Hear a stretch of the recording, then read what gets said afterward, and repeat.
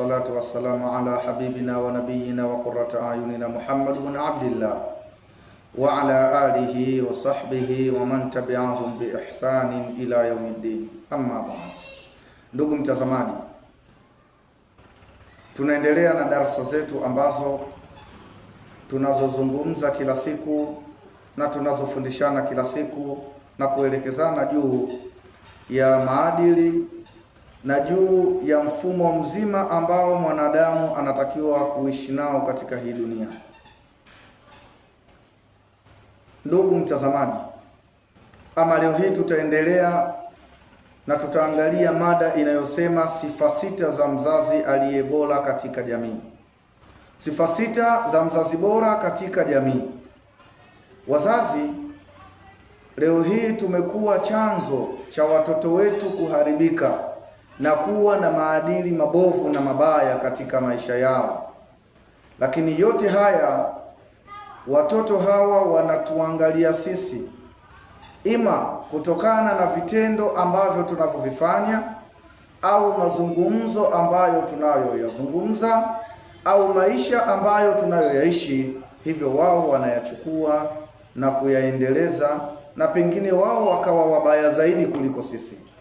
Sasa sifa sita za mzazi aliye bora katika jamii, tutapata muongozo katika somo hili juu ya namna gani ya kuweza kuwalea watoto wako, namna gani ya kuweza kuwaongoza watoto wako katika sheria za Mwenyezi Mungu Subhanahu wa Ta'ala, na katika kitabu cha Mwenyezi Mungu, katika dini ya Allah Subhanahu wa Ta'ala, na namna gani Mwenyezi Mungu Subhanahu wa Ta'ala anavyotaka sisi wanadamu tuishi katika huu ulimwengu. Sifa sita za mzazi aliye bora. Ama sifa ya kwanza ambayo tunayoenda kuiangalia ni alqudwatul hasan. Mzazi anatakiwa awe mfano bora kwa yule ambaye anayemlea. Mzazi na mlezi, pia kiongozi, anatakiwa awe mfano bora kwa wale ambao wapo chini yake. Kama kiongozi, wale ambao wanaowatawala na kuongoza; mzazi, wale ambao waliowazaa; mlezi, wale ambao wanawalea. Basi anatakiwa awe mfano bora kwao, kwani hawa watoto na hawa watu ambao wapo chini yako wote watakuwa wanaiga yale ambayo wewe unayoyafanya. Mwenyezi Mungu Subhanahu wa Ta'ala akasema, laqad kana lakum fi rasulillahi uswatun hasana, hakika imekuwa kwenu nyinyi kwa mtume wa Mwenyezi Mungu ndiyo mfano bora. Yaani sisi Waislamu na sisi wanadamu, mfano wetu bora na kioo chetu cha kujitazamia kujua kwamba tupo sehemu sahihi. Je, tupo vizuri? Muonekano wetu uko sawa? Basi tunatakiwa kumwangalia Mtume Muhammadin sallallahu alaihi wasallam, namna gani alivyoishi, namna gani alivyoiongoza familia yake, namna gani ambavyo alivyowasimamia wanadamu na umma wake wote ambao waliokuwa wakimzunguka. Kwa hiyo Mwenyezi Mungu Subhanahu wa Ta'ala anasema kwamba hakika kwetu sisi kiigizo chetu na kioo chetu na mfano bora kwetu sisi ni Mtume Muhammad sallallahu alayhi wasallam. Angalia baba na kiongozi au mlezi namna gani anavyoiathiri familia. Kulikuwa kuna shekhe mmoja ambaye alikuwa na mwanafunzi wake, lakini katika kuendelea na darasa kwa mwanafunzi wake huyo, siku moja mwanafunzi huyo akiwa anatoka nyumbani anafika kwa shekhe wake. Shekhe anamwangalia kichwani, anaangalia kichwa cha yule mwanafunzi wake, anakuta mwanafunzi yule amenyoa kiduku, mnyoo fulani ambao sasa hivi vijana wengi wanautumia, wanauita kijogoo. Sasa ananyoa humu pembeni, alafu juu anaacha nywele zimesimama. Hivyo akajiona kwamba yeye ni mjanja kijana huyo, na akaona kwamba ndiyo maisha yetu ya leo na ndiyo hali ambayo kijana wa leo wanatakiwa kuwa. Kwa hiyo yule kijana anakuja kwa shekhe wake akiwa amenyoa mfumo huo. Shekhe yule anamuuliza kijana wake, mwanafunzi wake, hii hali umeitoa wapi? Na kwa nini umefanya mambo kama haya? mambo ambayo si mazuri. Mwenyezi Mungu Subhanahu wa Ta'ala hapendi. Kijana yule hakupata majibu ya haraka haraka kumjibu yule shekhe. Shekhe yule akaamua kumchukua kijana yule na kwenda kumshtaki kwa mzazi wake. Hivyo akaenda kwa mzazi wake. Alipofika kwa mzazi wake, anabisha hodi. Mzazi anafungua mlango, anatoka, naye mzazi amenyoa kiduku. Shekhe baada ya kumwona mzazi yule naye amenyoa kiduku, basi shekhe akamwambia, samahani, shida yangu tayari imeshaisha. Majibu ya maswali yangu ambayo yalikuwa yanazunguka katika kichwa changu, maswali hayo, na nilihitaji majibu kutoka kwako, tayari nimeshakwisha kuyapata. Sasa mzazi anamuuliza shekhe yule, kitu gani ambacho kilikuwa kinakusumbua na ukafika hapa kwangu baada ya mimi kutoka tu nasema majibu yake tayari umeshayapata? Shekhe anamwambia, jambo ambalo linonileta hapa ni kuhusu mtoto wako huyu. Huyu kijana siku zote huwa anamfundisha elimu ya dini, namfundisha namna gani Mwenyezi Mungu Subhanahu wa Ta'ala anapenda tuishi katika hii dunia. Lakini leo la ajabu na shangaa, amekuja katika madrasa yangu, anafika pale amenyoa kiduku. Sasa nikaona ngoja nimlete kwa mzazi wake ili uweze kulipa majibu ya maswali haya, kwa nini mtoto huyu amekuwa na tabia namna hii. Lakini majibu ambayo niliyoyapata ni kwamba baada ya kukuona wewe mzazi umenyoa kiduku vile vile, nikajua kwamba huyu mtoto amechukua kwa mzazi wake, kwa sababu wewe ndiyo mlezi wake, wewe ndiyo mzazi wake, amekuiga. Kwa hiyo shekhe akarudi kule alikotoka nyumbani kwake na kuendelea na majukumu yake mengine, akiwa tayari majibu ya maswali yake tayari ameshayapata, kuwa mtoto yule amenyoa kiduku kwa sababu mzazi wake amenyoa kiduku. Kwa hiyo sisi wazazi tutakapofanya jambo ambalo tukalifanya watoto wetu wakawa wanaliona, basi tujue kabisa kwamba watoto hao nao lazima wataiga na kuyafanya yale ambayo tunayofanya sisi. Hivyo mzazi akiwa mshirikina anamshirikisha Mwenyezi Mungu, 99% mtoto naye atamshirikisha Mwenyezi Mungu. Pia mzazi akiwa mcha Mungu, mtoto 99% atakuwa mcha Mungu. Mzazi akiwa ameshikamana na mafundisho ya Mtume Muhammad sallallahu alaihi wasallam, anatii amri za Mwenyezi Mungu, anatekeleza kile ambacho Mwenyezi Mungu alichomwamrisha na kuachana na kile ambacho chokataza, mtoto pia atakuwa hivyo. Kwa hiyo laqad kana lakum fi rasulillahi uswatun hasana, hakika imekuwa kwenu nyinyi kwa mtume wa Mwenyezi Mungu ndiyo kiigizo chema na ndiyo mfano bora kwenu. Mtazameni Mtume Muhammad sallallahu alaihi wasallam ameishi vipi, kisha nanyi muishi namna hiyo ambavyo Mtume sallallahu alaihi wasallam alivyoishi. Kwa hiyo hii ni sifa ya kwanza ya mzazi aliyebora katika jamii. Anatakiwa awe mfano mzuri kwa mtoto wake, awe mfano mzuri kwa wale ambao anaowalea. Lakini katika nukta ya pili na sifa ya pili ya mzazi aliyebora katika jamii, arrahmatu washafaqatu walmawadda. Lazima mzazi awe na huruma kwa wale ambao waliowazaa, awahurumie wale ambao wanaowalea, awahurumie wale ambao walio chini yake. Lakini pia walmawadda, lazima awapende. Katika kipengele hiki na sifa hii, wazazi wengi tumekosa sifa. Wazazi wengi tumekosa sifa ya namna hii. Wazazi wengi hatuna huruma kwa watoto wetu, hatuwahurumii watoto wetu, hatuwahurumii wale ambao tunaowalea, na pia hatuwapendi. Kwa nini nasema hivyo? Nasema hivyo kwa sababu asilimia kubwa ya wazazi wa leo wanahangaika katika mambo tu ambayo yanahusu wao, lakini pasina kuangalia mtoto wake mambo gani ambayo anayoyafanya, hivyo aweze kumhurumia katika yale ambayo anayoyafanya mtoto yule, ili asiumie katika maisha yake. Au mzazi huyo anadiriki kumpa kazi ngumu mtoto wake, aliyakuwa mtoto yule bado umri wake ni mdogo, hajafikia umri na nguvu, hana nguvu ya kuweza kufanya hiyo kazi aliyompa.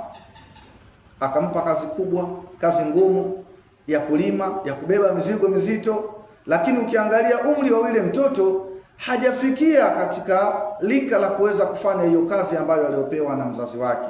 Sasa huyu mzazi hana huruma kwa mtoto huyu, kwa sababu mtoto huyu atakuwa anamuumiza katika mwili wake, anaumiza mwili, lakini pia hata atakuwa anamdumaza kiakili. Akili yake haitaweza kuwa vizuri, kwa sababu kazi anayoifanya ni kubwa ambayo ipo juu ya uwezo wake. Kwa hiyo mzazi anatakiwa awe na huruma kwa mtoto wake, lakini pia awe na mapenzi ya dhati kwa mtoto wake na kwa wale ambao wanaowalea. Lazima uwe na mapenzi ya dhati kwa hawa ambao unawalea, na lazima uwe na mapenzi ya dhati kwa watoto wako ambao uliowazaa, aliyokujalia Mwenyezi Mungu Subhanahu wa Ta'ala. Katika maisha ya Mtume Muhammad sallallahu alayhi wasallam, kwa kuwa Mtume sallallahu alayhi wasallam yeye ndiye ambaye alikuwa kioo kwetu sisi, na sio alikuwa bali hata sasa ndio kioo chetu. Katika maisha yetu yote tunamtazama Mtume Muhammad sallallahu alayhi wasallam. Hivyo tutaendelea kuangalia maisha ya Mtume Muhammad sallallahu alayhi wasallam katika hii sifa ya pili pia. Katika hadithi ambayo imepokelewa na Abi Huraira radhiyallahu anhu, anasema Abi Huraira, anasema katika kipindi hiko cha maisha ya Mtume Muhammad sallallahu alaihi wasallam, sema jaa al-Aqra ila an-nabii sallallahu alaihi wasallam. Siku moja alikuja Aqra, bwana mmoja alikuwa akifahamika kwa jina la Aqra, akaja kwa Mtume Muhammad sallallahu alaihi wasallam. Anasema Abi Huraira, fara an-nabiy sallallahu alaihi wasallam yuqabbilu al-Hasana. Alipofika pale akamuona, yani Aqra anamuona Mtume Muhammad sallallahu alaihi wasallam amembeba Hasan bin Ali ibn Abi Talib, mtoto wa Fatima. Hasan mtoto wa Fatima alayhi radhiyallahu anha, anambusu mtoto yule, yani Mtume anambusu mtoto yule Hasan, mjukuu wake Mtume sallallahu alaihi wasallam. Kwa lugha yetu ya leo tunasema anamchumu. Mtume anamchumu Hasan.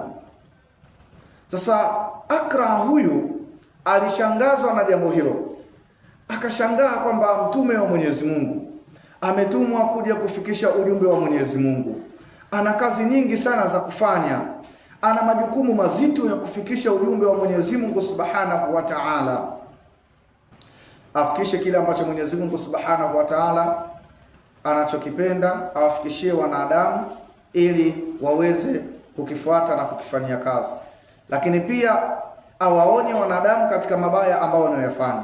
Anashangazwa na mtume kwamba anambusu Hasan. Sasa angalia Aqra kitu gani ambacho alichokisema. Faqala, akasema Aqra, ya Rasulullah, ewe mtume wa Mwenyezi Mungu, inna li 10 min al-awlad, hakika mimi unayeniona hapa nina watoto 10. Mwenyezi Mungu amenijalia watoto 10. Sasa katika hao watoto 10 ambao Mwenyezi Mungu Subhanahu wa Ta'ala alionijalia, lam uqabbil ahadan minhum, hata siku moja sijawahi kumbusu mtoto yoyote miongoni mwao. Hakuna mtoto hata mmoja ambaye nilimbusu katika hao watoto, hakuna mtoto ambaye nilimchumu. Sasa wewe inakuwaje unahangaika na kumchumu huyu mtoto, unambusu huyu mtoto? Kwa nini usifanye majukumu mengine, mambo yako mengine ambayo Mwenyezi Mungu Subhanahu wa Ta'ala aliyokutuma kuyafanya katika huu ulimwengu? Angalia Mtume Muhammad sallallahu alaihi wasallam anamjibu nini Aqra. Mtume sallallahu alaihi wasallam anamwambia Aqra, innahu la yurhamu man la yarham. Tambua kwamba ewe Aqra, kwamba yeyote yule ambaye asiyewahurumia wanadamu hapa duniani, asiyewahurumia viumbe wa Mwenyezi Mungu katika huu ulimwengu, la yurham, Mwenyezi Mungu hawezi kumhurumia mtu huyo, kwa sababu yeye ana huruma. Na ndio maana katika hadithi nyingine Mtume Muhammad sallallahu alaihi wasallam akasema, irhamu man fil ardi yarhamkum man fis samaa, wahurumieni wale ambao walioko ardhini, wanaotembea katika ardhi ya Mwenyezi Mungu, basi muwahurumie, yarhamkum man fis samaa, na yule ambaye aliyoko mbinguni ambaye ni Mwenyezi Mungu Subhanahu wa Ta'ala pia atakuhurumieni nyinyi, kwa kuwa mnawahurumia viumbe wake. Kwa hiyo anamwambia innahu la yurhamu man la yarham, hakika ilivyo kwamba ahurumiwi na Mwenyezi Mungu yule ambaye asiwahurumia wenzake. Kwa hiyo sifa ya mzazi aliye bora pia ni kuwahurumia wale ambao waliowazaa na kuwahurumia wale ambao wanaowalea. Ukiwahurumia watoto wako, ukawahurumia wale ambao unaowalea, hapo utakuwa umepata sifa nzuri katika jamii, na utakuwa miongoni mwa wazazi bora, utakuwa miongoni mwa walezi bora katika hii jamii. Lakini kama hautawahurumia hao watoto, hauwezi kuwa mzazi bora, kwa sababu utawatesa watoto hao kutokana na sifa mbaya ambayo ulionayo. Kwa hiyo lazima tuwe na sifa hii ya pili. Hii sifa ya pili pia tuwe nayo kwa watoto wetu, tuwahurumie, lakini vile vile tuwapende watoto wetu, kwa sababu pasina kuwahurumia na pasina kuwapenda watoto wetu hatuwezi kuwa wazazi bora. Lakini pia hata hawa watoto nao hawataweza kuwa watoto bora, hawatakuwa watoto wazuri, bali watakuwa watoto wabaya. Mtoto yoyote ambaye saikolojia yake imeharibika, makuzi yake akakuwa katika hiyo hali, anakuwa katika hali ya mateso, kateseka, huyo mtoto hata katika ukubwa wake bado kile kitendo ambacho alichokipitia, hali aliyopitia katika umri wa utoto wake itaendelea mpaka ukubwani. Kwa hiyo ndio maana leo hii majambazi wamekuwa wengi, kwa sababu mtoto anakuwa katili, hana huruma, hajahurumiwa na mzazi wake, hajahurumiwa na wale ambao waliokuwa wakimlea, walikuwa wanamtesa, hawajampenda. Nani na yeye hawezi kumpenda yoyote, hawezi kumhurumia yoyote, lazima atakuwa katili, atachukua hali ambayo aliyokuwa nayo kutoka kwa mzazi wake, ataendelea nayo na itakuwa zaidi kwake yeye, atazidi, kwa sababu siku zote yule ambaye anayerithi tabia, basi lazima atakuwa anaongeza zaidi katika yale ambayo walikuwa akiyafanya wale aliowarithi.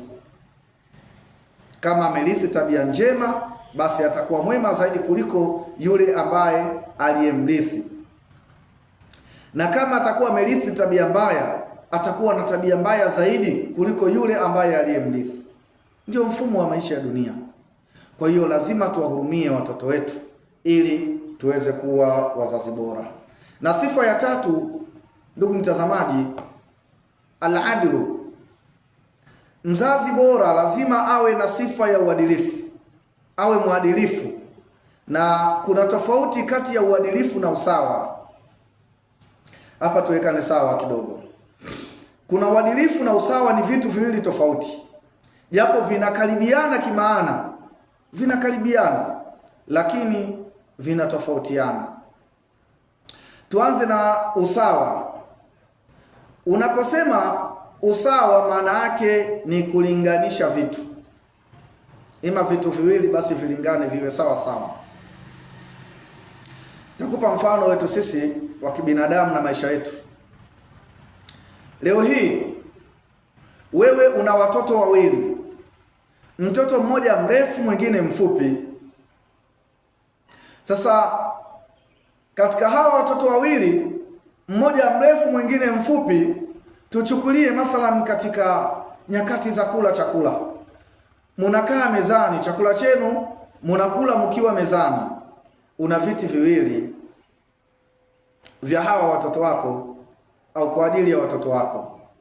Sasa katika hivi viti viwili ukaviweka viti vile, yani vinalingana kimo, lakini mtoto mmoja ni mrefu, mwingine mfupi. Sasa watakapokaa watoto wale katika vile viti ili waweze kula chakula kilichopo mezani, mmoja kwa kuwa yeye ni mrefu atafika mezani na kuweza kula,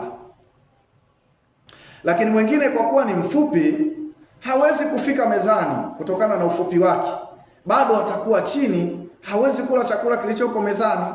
Sasa hapa tunasema kwamba wewe umefanya usawa, yani wote umewapa viti aina moja vinavyofanana kimo, maana hapa sasa umefanya usawa kwa watoto wako, lakini haujafanya uadilifu. Huu ni usawa, sio uadilifu.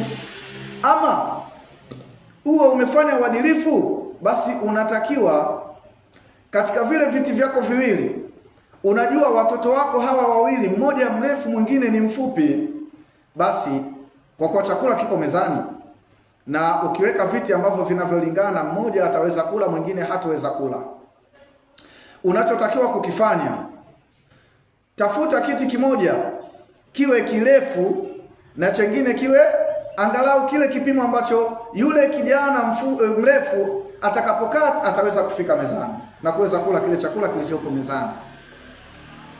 Lakini kile kiti kirefu kikaliwe na yule mtoto ambaye ni mfupi, ili naye atakapokaa katika kiti kirefu, japokuwa ni mfupi, urefu wa kiti kile itasababisha naye aweze kula chakula kilichopo mezani. Hapo utakuwa umefanya uadilifu. Maana yake wote watakuwa wameweza kufika mezani katika chakula na wataweza kula. Utakuwa umefanya uadilifu. Kwa hiyo tofauti ya uadilifu na usawa nadhani tutakuwa tumeiona. Usawa ni kuweka vitu sawa sawa, yani viwe vimelingana, lakini pia uadilifu ni kufanya kila mmoja katika hawa wawili mfano waweze kupata haki sawa. Yani kile ambacho mathalan tumetoa mfano wa chakula, waweze kula wote. Usiwekee viti vinavyolingana, mrefu akala afu mfupi asiweze kula kutokana na ufupi wake. Hii ndio tofauti ya usawa na uadilifu.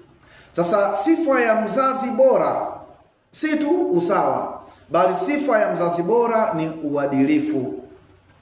Mzazi bora katika jamii anatakiwa awe muadilifu. Na katika hili ilitokea kipindi cha Mtume Muhammad sallallahu alaihi wasallam, katika hadithi maarufu sana kwa watu. Kipindi cha Mtume Muhammad sallallahu alaihi wasallam alitokea mwanamke mmoja kuiba. Yule mwanamke baada ya kuiba, Mtume Muhammad sallallahu alaihi wasallam akataka kumfanyia hukumu ya Mwenyezi Mungu Subhanahu wa Ta'ala, kwa sababu Allah Subhanahu wa Ta'ala amekwisha sema katika Qur'an, as-sariqu was-sariqatu faqtu aydiyahuma, mwizi wa kiume na mwizi wa kike wakateni mikono yao. Kwa hiyo Mtume sallallahu alaihi wasallam, kwa kuwa kuna dalili na amri ya Mwenyezi Mungu ambayo inamwambia amkate mkono mwizi, akahitaji kumkata mkono yule mama ambaye aliyeiba. Akatokea bwana mmoja ambaye alikuwa akifahamika kwa jina la Usama bin Zaidi. Bwana yule akaja kumtetea mama yule kwa Mtume Muhammad sallallahu alaihi wasallam ili asikatwe mkono wake.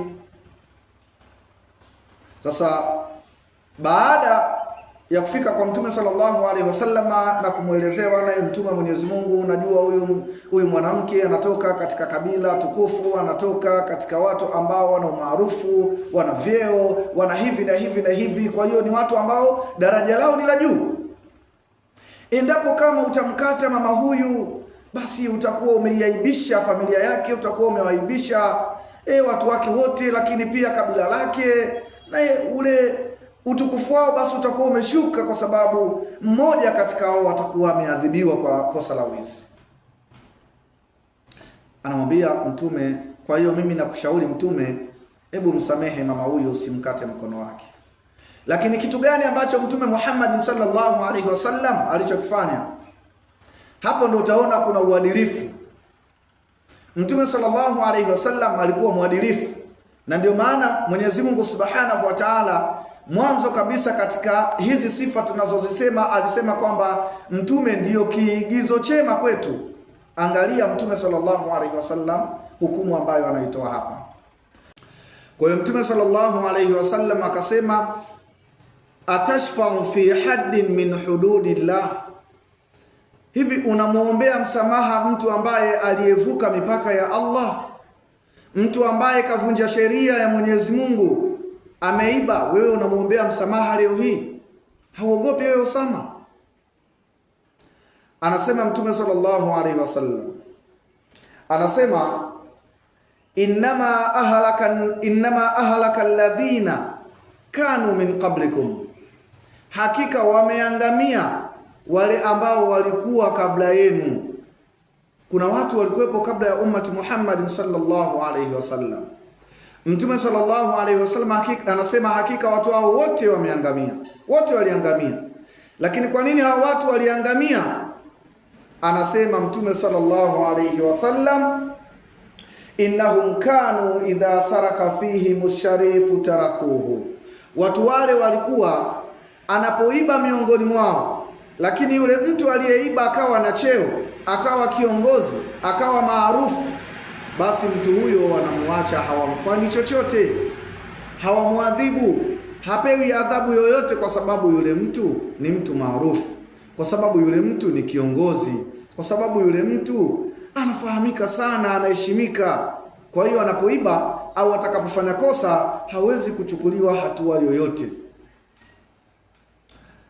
Anasema Mtume sallallahu alaihi wasallam, wa idha saraka fihim dhaif, na pale mtu mdhaifu, pale mtu mnyonge anapokuwa amefanya kosa hilo la wizi, aqamu alaihi alhadda, moja kwa moja wanamsimamishia adhabu, wanamuadhibu moja kwa moja, kwa sababu mtu yule ni mnyonge, hana nguvu, hana uwezo, si maarufu, hana cheo. Wanamuadhibu mtu yule, lakini tayari wameshafanya upendeleo. Kuna mwingine wamemwacha kwa kosa lile lile na mwingine wanamuadhibu.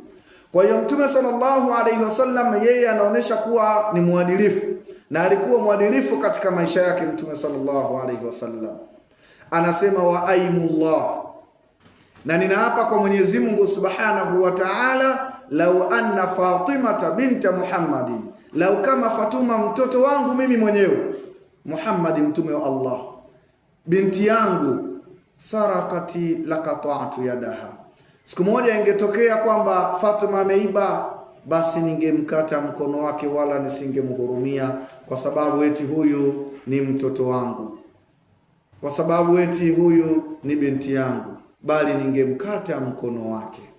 Sasa uadilifu ni miongoni mwa sifa ambazo mzazi anatakiwa kuwa nazo, na mzazi anapokuwa mwadilifu basi atakuwa ni mzazi bora. Kwa hiyo sifa ya tatu katika sifa za mzazi bora, mzazi huyu anatakiwa kuwa mwadilifu. Ama sifa ya nne ambayo mzazi anatakiwa kuwa nayo ni at-tawjihu wal irshad. Mzazi anatakiwa kuwa na sifa ya uelekezaji na sifa ya kumuongoza mtoto katika mambo ya kheri, katika mambo ya kheri ambayo Mwenyezi Mungu Subhanahu wa Ta'ala anayoyapenda, lakini pia amuongoze mtoto wake katika kupata elimu, hususan elimu ya dini, lakini hata elimu ya mazingira pia anatakiwa kuipata mtoto huyu, ili aweze kuishi katika dunia yake vizuri, lakini pia atakapotoka hapa duniani na kwenda akhera, basi aende sehemu nzuri. Katika upande wa dunia, muongozo ambao unatakiwa kumpa mtoto wako, mpe muongozo mzuri, mpe elimu nzuri ambayo itakayomsaidia katika dunia yake. Na Mtume Muhammad sallallahu alaihi wasallam amekwisha sema, anasema, i'mal lidunyaka kaannaka ta'ishu abadan, iangaikie dunia yako, fanya juhudi kwa ajili ya kujijenga katika dunia kana kwamba wewe unaishi milele hapa duniani. Lakini akasema upande wa pili, wa'amal li akhiratika kaannaka tamutu ghadan, na pia iangaikie akhira yako, ijenge akhira yako, fanya mambo mazuri kwa ajili ya akhira yako kana kwamba unajua kesho ndio mwisho wa maisha yako, kana kwamba kesho ndio unakufa. Kwa hiyo at-tawjihu wal irshad, kumuongoza mtoto katika mazingira mazuri, kumuongoza mtoto katika elimu nzuri, elimu yenye manufaa kwake yeye duniani na akhira, ni sifa ya mzazi aliye bora. Hii ni sifa ya mzazi aliye bora. Lazima mzazi awe na sifa hii. Leo hii watoto wetu hatuwapi elimu nzuri, na tunawapa watoto uhuru wa kuchagua wao wanachokitaka. Kwa hiyo mtoto, siku zote mtoto hawezi kuchagua mambo mazuri. Yaani mtoto ni kama vile nafsi ya mwanadamu, ambayo nafsi siku zote inamshawishi mtu afanye mambo mabaya.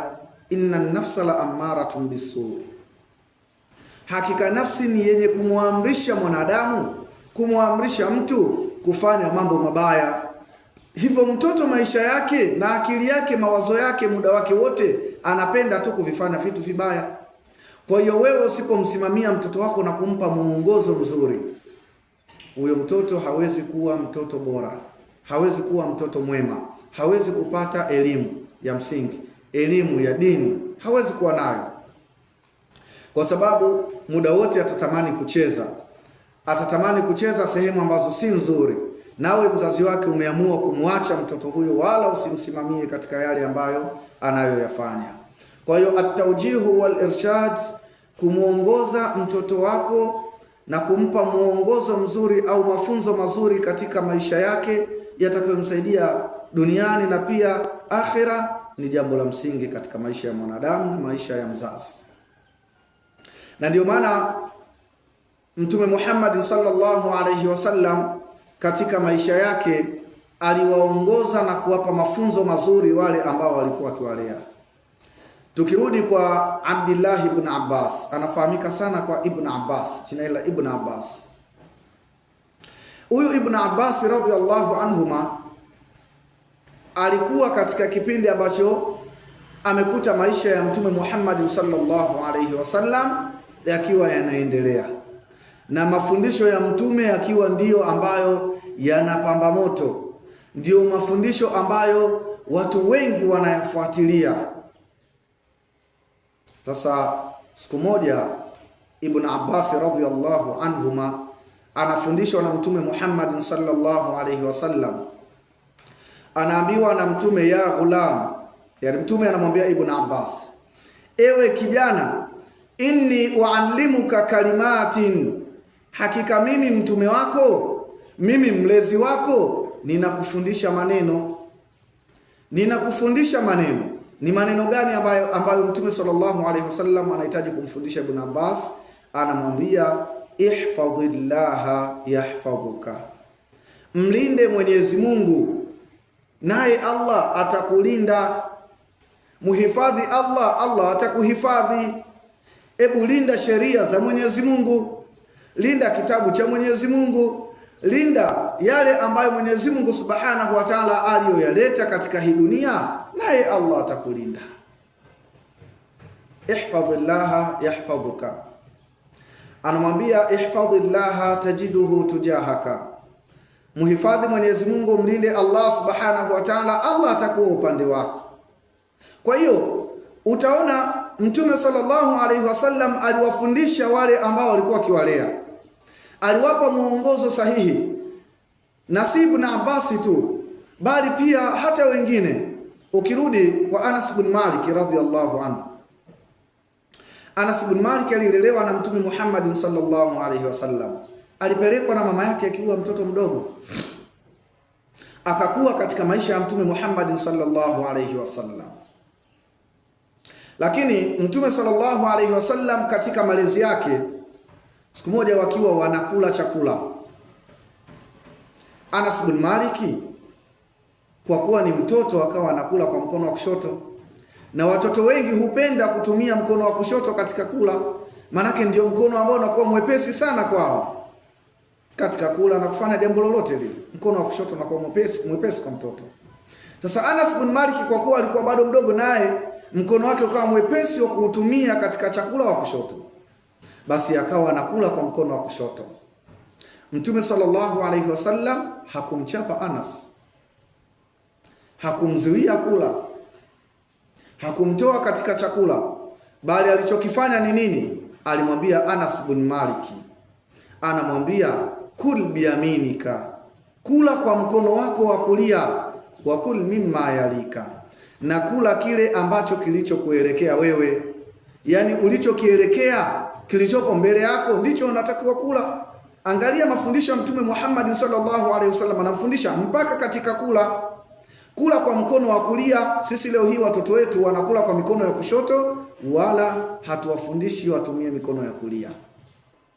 Mtoto ana miaka 4, 5 anakula kwa mkono wa kushoto, hatuwafundishi watumie mikono ya kulia, tunawaacha watumie mikono hiyo ya kushoto.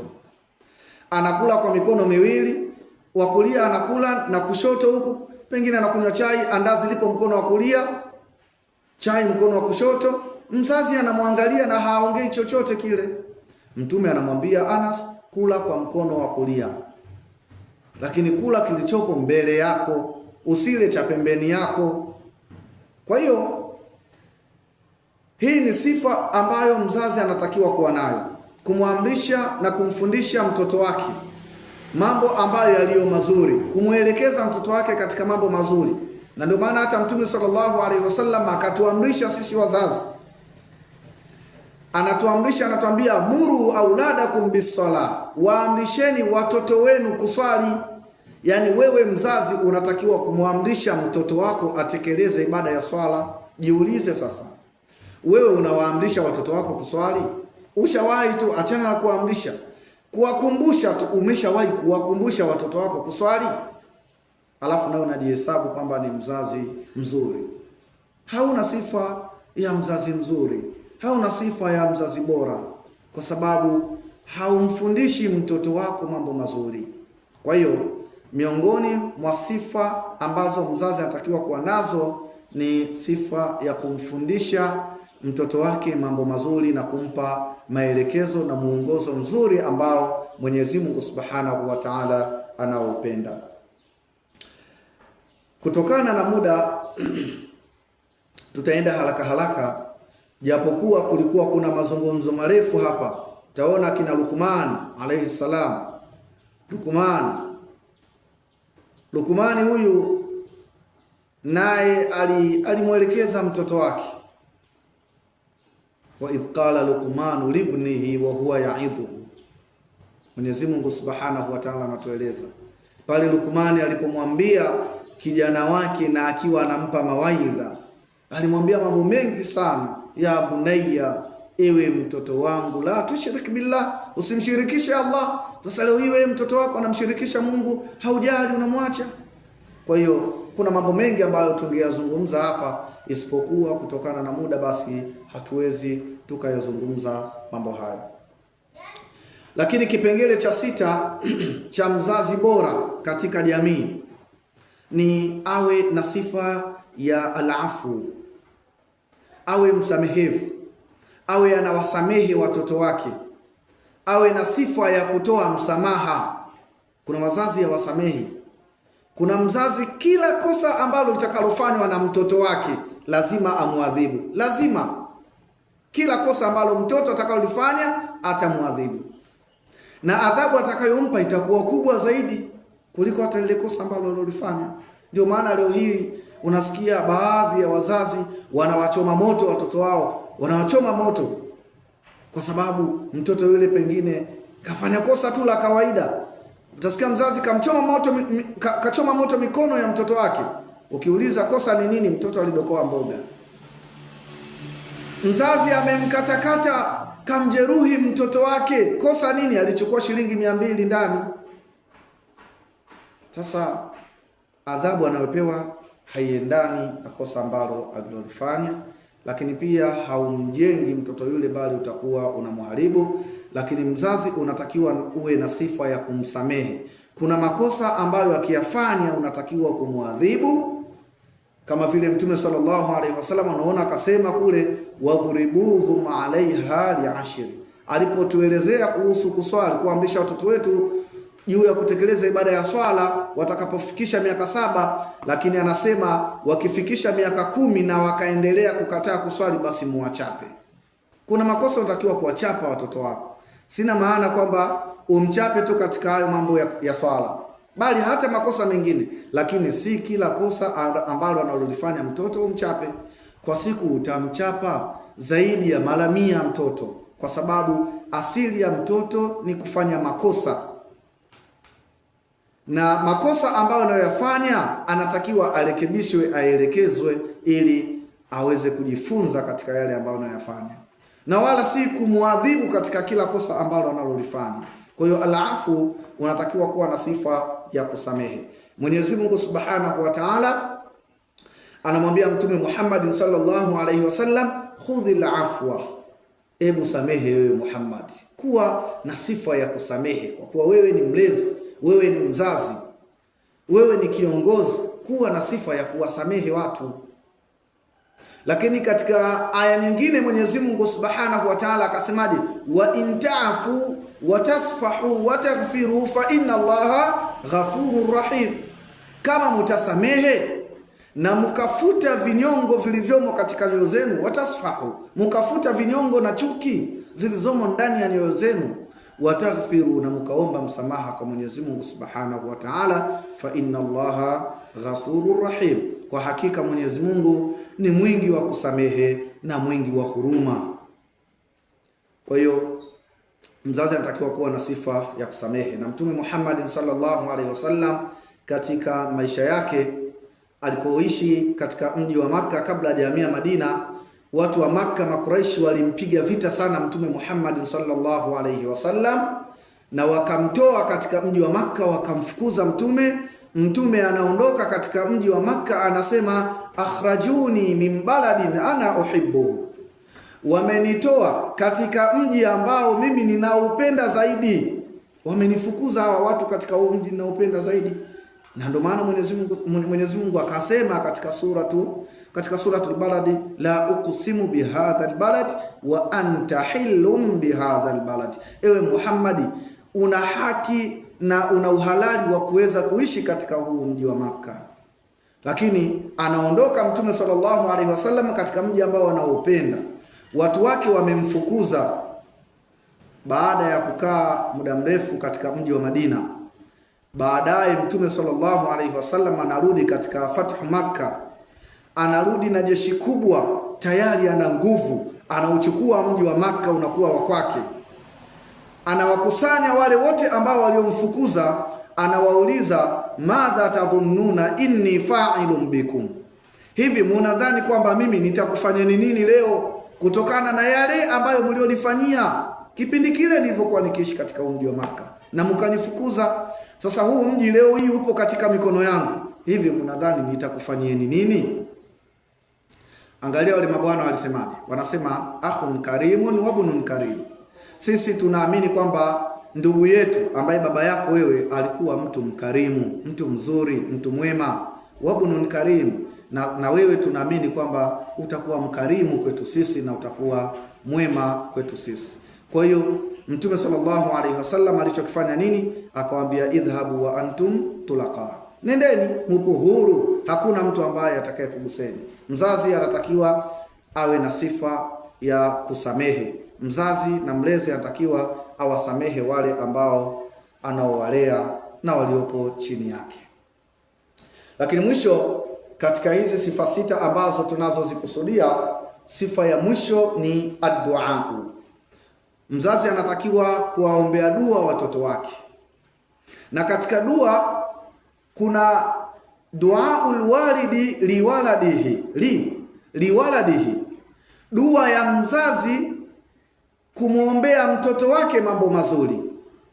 Lakini kuna dua ya pili, duaul walidi ala waladihi, dua ya mzazi kuwaombea mabaya watoto wake, na zote zinakubaliwa na Mwenyezi Mungu Subhanahu wa Ta'ala. Zote dua ambayo utakayoiomba nzuri kwa watoto wako Mwenyezi Mungu anaipokea, na dua mbaya ambayo utakayoiomba kwa watoto wako Mwenyezi Mungu anaipokea.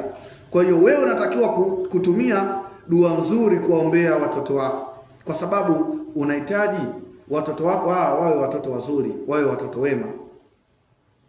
Na ukiomba dua mbaya, basi watoto wako watakuwa hivyo. Ndio maana leo hii unasikia watoto mambo yao wanayoyafanya hayaeleweki. Watoto, usikia mtoto kakosa radhi za wazazi wake. Kukosa radhi ni nini? Maana yake mzazi wake amenungunika katika moyo wake, mzazi wake kasononeka katika moyo wake, mzazi ana kinyongo na yule mtoto wake, yani ana kinyongo naye mtoto yule kutokana na mambo ambayo anamfanyia. Hivyo katika moyo wake, ima ametamka au hajatamka, lakini akawa yeye anamwombea dua mbaya, kwa haya ambayo ulionifanyia Mwenyezi Mungu atakulipa, Mwenyezi Mungu akulaani, Mwenyezi Mungu akuondoshe baraka zake, Mwenyezi Mungu akuondoshe riziki, akupe maisha magumu. Kwa hiyo mzazi anamwombea dua mbaya mtoto wake, mtoto anaharibikiwa. Lakini sisi tunatakiwa ili tuwe wazazi bora, tunatakiwa tutumie ile dua ya kwanza ambayo duaul walidi liwaladihi, dua ya mzazi kumwombea mtoto wake mazuri na wala si mabaya. Mtume Muhammad sallallahu alaihi wasallam anasema thalathu da'awatin mustajaba, kuna dua tatu ambazo zikiombwa katika huu ulimwengu Mwenyezi Mungu anazikubali kwa haraka zaidi, anazikubali moja kwa moja, hakuna kizuizi. Mtume sallallahu alaihi wasallam anasema dua ya kwanza duaul madhulumi, dua ya mtu ambaye aliyedhulumiwa akamwombea mabaya mtu ambaye aliyemdhulumu, dua hiyo Mwenyezi Mungu Subhanahu wa Ta'ala anaipokea. Lakini pia Mtume sallallahu alaihi wasallam akasema wa duaul musafiri, na dua ya mtu ambaye yupo safarini, akawa safarini akamwomba Mwenyezi Mungu, Allah anaipokea dua hiyo. Na dua ya tatu na ya mwisho Mtume sallallahu alaihi wasallam akasema wa duaul walidi liwaladihi, na dua ya mzazi kumwombea mtoto wake, dua ya mzazi kumwombea mazuri mtoto wake, Allah Subhanahu wa Ta'ala anaipokea kwa haraka kabisa na anaijibu dua hiyo, atampa kile ambacho mzazi wake amekiomba. Kwa hiyo mzazi aliye bora sifa yake ni kumwombea mazuri mtoto wake. Mwenyezi Mungu amjalie vitu vizuri, amjalie maisha mazuri, amjalie ucha Mungu katika dunia yake, na amjalie mwisho mwema. Ndio dua ya mzazi ambayo inatakiwa iwe kwa watoto wake, na wala asimuombee dua mbaya, au mzazi asikae pasina kuwaombea watoto wake. Kuna wazazi ambao wao hawana muda wa kuwaombea watoto wao, wanawaacha watoto hivyo hivyo wanavyotaka wao, watakavyokuwa almuhimu. Lakini mzazi unawajibika kumuombea mtoto wako.